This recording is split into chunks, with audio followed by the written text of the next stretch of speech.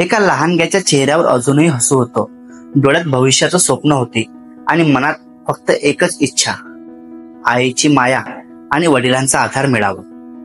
पण त्या निस्पृह जीवनाला असं काळीच फाडणं, काळाच्या पोटात ढकलणं, हे कोणाच्या हातून घडू शकतं?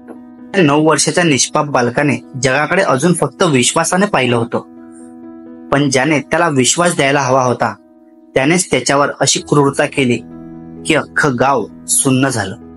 नातं जपायचं असतं, जीव द्यायचा असतो, पण इथे नातंही खोटं ठरलं आणि माणुसकीही लज्जित झाली.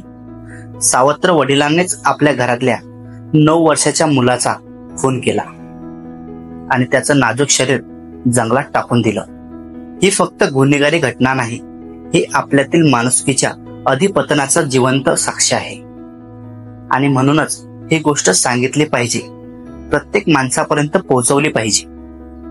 अकोट येथील राजस्थान परिसरातील राहणारा 9 वर्षाचा चिमुकला दर्शन पळसकर सकाळपासूनच बेपत्ता होता.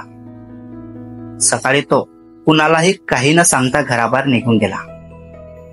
बराच वेळ झाला तरी तो घरी परतला नाही. म्हणून आईने अकोट शहर पोलीस ठाण्यात तक्रार नोंदवली. पोलिसांनी तत्काळ तपासाला सुरुवात केली. सीसीटीव्ही फुटेज चाळताना एक महत्वाचा क्लू मिळाला. दर्शन आपल्या सावत्र वडील आकाश कान्हेरकर यांच्यासोबत जाताना दिसला. संशय घेऊन पोलिसांनी आकाशची चौकशी केली आणि त्यामध्ये जो धक्कादायक खुलासा झाला त्याने सर्वांचं काळीज सुन्न केलं. आकाश आणि त्याचा मित्र गौरव गायगोले यांनी दर्शनला दुचाकीवर बसून एका निर्जन स्थळी नेलं आणि तिथे त्याचा गळा आवळून खून केला. मृतदेह त्यांनी अकोला अमरावती जिल्ह्याच्या सीमेवरील असलेल्या एका जंगलात फेकून दिला. ही माहिती मिळताच पोलीस अधीक्षक सह 60 पोलीस कर्मचाऱ्यांनी मिळून 12 तास सलग शोध मोहीम राबवली. अखेर दर्शनचा मृतदेह जंगलात सापडला.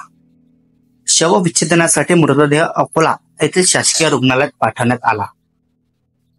पोलिसांनी दोघेही आरोपींना अटक केली असून न्यायालयात हजर केल्यानंतर 5 दिवसांची पोलीस कोठडी न्यायालयाने सुनावली. आज दर्शन नाही, पण त्याचा आक्रोश, त्याचं गुमान हसू आणि त्याचं असह्य शरीर आपल्या एक मोठा सवाल विचारते. जिथे वडिलांच्या हातात प्रेम असावं, तिथे जर मृत्यूची ताकद असेल तर आपण माणूस म्हणतो तरी कसे? न्याय होईलच, पण त्या पुढेही जाऊन अशी माणुसकी हरवलेली मन ओळखणं आणि रोखणं ही आपली जबाबदारी आहे.